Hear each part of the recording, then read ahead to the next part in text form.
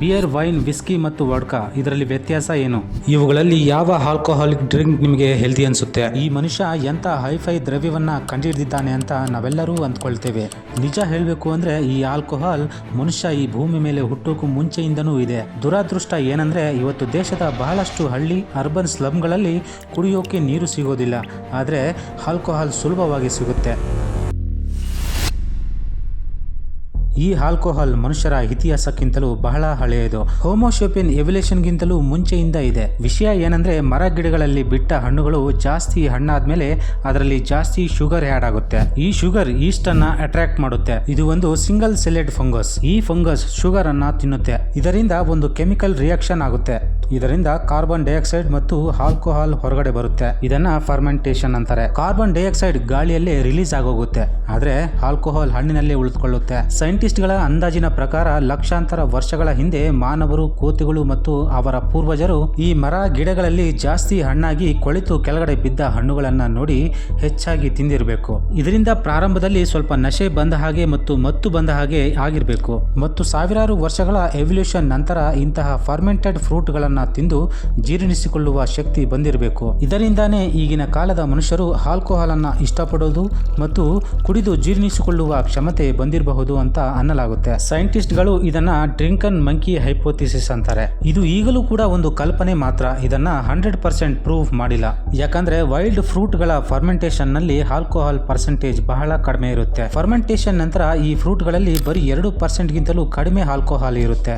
ಆದ್ರೆ ಮಾನವರು ಬಂದ ಮೇಲೆ ಬೇರೆ ಬೇರೆ ಪದಾರ್ಥಗಳಲ್ಲಿ ನ್ಯಾಚುರಲ್ ಆಗಿ ಫರ್ಮೆಂಟೇಷನ್ ಆಗಿರಬಹುದು ಅಂತ ನಾವು ಸುಲಭವಾಗಿ ಇಮ್ಯಾಜಿನ್ ಮಾಡಿಕೊಳ್ಳಬಹುದು. ಆರ್ಕಿಯಾಲಜಿಸ್ಟ್ ಗಳಿಗೆ ಚೈನಾದ ಪ್ರಾಚೀನ ಹಳ್ಳಿ ಜಿಯಾಹೋನಲ್ಲಿ 7000 BCಯ ಹಳೆಯ ಮಣ್ಣಿನ ಪಾತ್ರೆಗಳು ಸಿಕ್ಕಿವೆ. ಇದರಲ್ಲಿ ಅನ್ನ, ದ್ರಾಕ್ಷಿ ಮತ್ತು ಹನಿಯಿಂದ ಮಾಡಿದ ಡ್ರಿಂಕ್ ಗಳ ಗುರುತುಗಳು ಸಿಕ್ಕಿವೆ. ಇದೇ ತರನೇ Israel Palestine prehistoric cave ನಲ್ಲಿಯೂ ಕೂಡ 13,000 ಹಳೆಯ ಬಿಯರ್ ತಯಾರಿಸಿರುವ ಸಾಕ್ಷ್ಯಗಳು ಸಿಕ್ಕಿವೆ. ಸರಿಯಾದ ಕ್ಲೈಮೇಟ್ ಮತ್ತು ಟೆಂಪರೇಚರ್ ನಲ್ಲಿ ಗೋಧಿ ಮತ್ತು ಬಾರ್ಲೆಯನ್ನ ನೀರಿನಲ್ಲಿ ನೆನೆಸಿ ಇಟ್ರೆ ಗಾಳಿಯಲ್ಲಿ ಇರೋ ಈಸ್ಟ್ ಅದರ ಜೊತೆ ರಿಯಾಕ್ಟ್ ಆಗಿ ಫರ್ಮೆಂಟೇಷನ್ ಆಗೋಕೆ ಶುರು ಆಗುತ್ತೆ ಮತ್ತು ಈ ರೀತಿನೇ ಬಿಯರ್ ತಯಾರಾಗುತ್ತೆ. ಹೀಗೆ ಮೊದಲನೇ ಬಾರಿಗೆ ಮನುಷ್ಯರಿಗೆ ಬಿಯರ್ ಅನ್ನ ತಯಾರು ಮಾಡೋದಕ್ಕೆ ಜಾಸ್ತಿ ಕಷ್ಟ ಆಗಿಲ್ಲ. ನ್ಯಾಚುರಲ್ ಆಗಿ ತನ್ನಷ್ಟಕ್ಕೆ ತಾನೇ ಆಗಿದೆ. ಕರೆಕ್ಟ್ ಆಗಿ ಇದೇ ರೀತಿ ದ್ರಾಕ್ಷಿಗಳ ಫರ್ಮೆಂಟೇಷನ್ ಇಂದ ತಯಾರಾದ ಆಲ್ಕೋಹಾಲ್ ಅನ್ನ ನಾವು ವೈನ್ ಅಂತ ಕರಿತೀವಿ. ಈ ಎಲ್ಲಾ ಪ್ರೋಸೆಸ್ ನ್ಯಾಚುರಲ್ ಆಗಿ ಆಗೋದಕ್ಕೆ ಸಾಧ್ಯ ಇದೆ.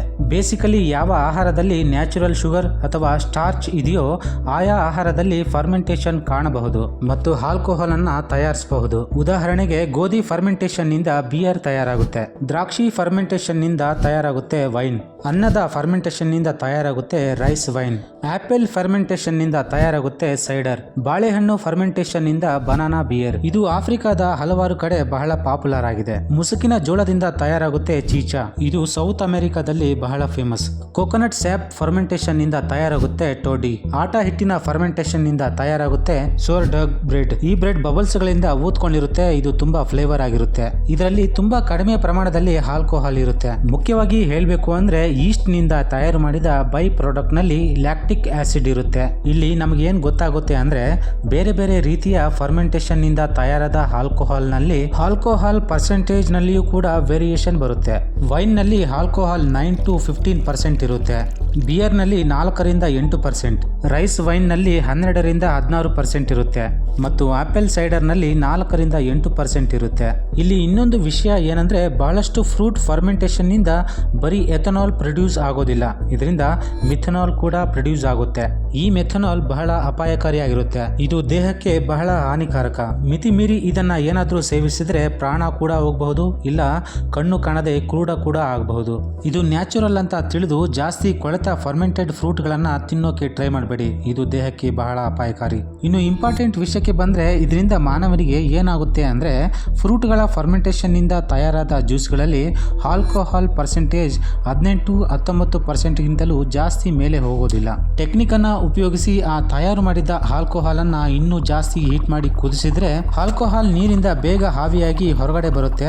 ಆ ಆವಿಯಾದ ಲಿಕ್ವಿಡ್ ಅನ್ನ ಹಿಡಿದು ಕೋಲ್ಡ್ ಮಾಡಿದ್ರೆ ಆ ಲಿಕ್ವಿಡ್ ನಲ್ಲಿ ಇನ್ನೂ ಹೆಚ್ಚಾಗಿ ಆಲ್ಕೋಹಾಲ್ ಇರುತ್ತೆ. ಇದು ಬಹಳ ಸ್ಟ್ರಾಂಗ್ ಆಲ್ಕೋಹಾಲ್. ಈ ಪ್ರೋಸೆಸ್ ಅನ್ನ ಡಿಸ್ಟಿಲೇಷನ್ ಅಂತ ಕರೀತಾರೆ. ಇದರಿಂದನೇ ತಯಾರಾಗುತ್ತೆ ಸ್ಪಿರಿಟ್. ಉದಾಹರಣೆಗೆ ವಿಸ್ಕಿ, ರಮ್, ವಡ್ಕಾ, ಬ್ರಾಂಡಿ ಈ ಎಲ್ಲ ಡ್ರಿಂಕ್ ಗಳಲ್ಲಿ ಈಗ ಆಲ್ಕೋಹಾಲ್ ಪರ್ಸೆಂಟೇಜ್ 30, 40, 50, 60% ವರೆಗೆ ಏರಿಕೆ ಆಗಿರುತ್ತೆ. ಹೀಗೆ ವೈನ್ ಡಿಸ್ಟಿಲ್ ಇಂದ ಬ್ರಾಂಡಿ, ಬಿಯರ್ ಅನ್ನ ಡಿಸ್ಟಿಲ್ ಮಾಡಿ whisky, sugar cane fermentation plus distillation ನಿಂದ ತಯಾರಾಗುತ್ತೆ ರಮ್. ಇದನ್ನೇ ಈಗ ಬೇರೆ ಬೇರೆ ಕಾಂಬಿನೇಷನ್ ಗಳಲ್ಲಿ ಸೋಡಾ ಅಥವಾ ಜ್ಯೂಸ್ ಗಳಲ್ಲಿ ಮಿಕ್ಸ್ ಮಾಡಿ ತಯಾರು ಮಾಡಿ ಕೊಡ್ತಾರೆ. ಹೀಗೆ ಬೇರೆ ಬೇರೆ ರೀತಿಯ ಕಾಕ್ಟೇಲ್ಸ್ ಗಳನ್ನ ತಯಾರು ಮಾಡಿ ನಿಮ್ಮ ಮುಂದೆ ಇಡ್ತಾರೆ. ಈ ಆಲ್ಕೋಹಾಲ್ ಎಷ್ಟೇ ಪ್ರಾಚೀನ ಕಾಲದಿಂದ ಬಂದಿದ್ರೂ ಕೂಡ ಇದನ್ನ ಸೇವಿಸುವುದು ನಮ್ಮ ದೇಹಕ್ಕೆ ಬಹಳ ಅಪಾಯಕಾರಿ. ಐ ಹೋಪ್ ವಿಡಿಯೋ ಇಷ್ಟ ಆಗಿದೆ ಅಂತ ಅಂದ್ಕೊಳ್ತೇನೆ. ಮತ್ತಷ್ಟು ಒಳ್ಳೆಯ ವಿಡಿಯೋದೊಂದಿಗೆ ಸಿಗೋಣ ವೀಕ್ಷಕರೇ.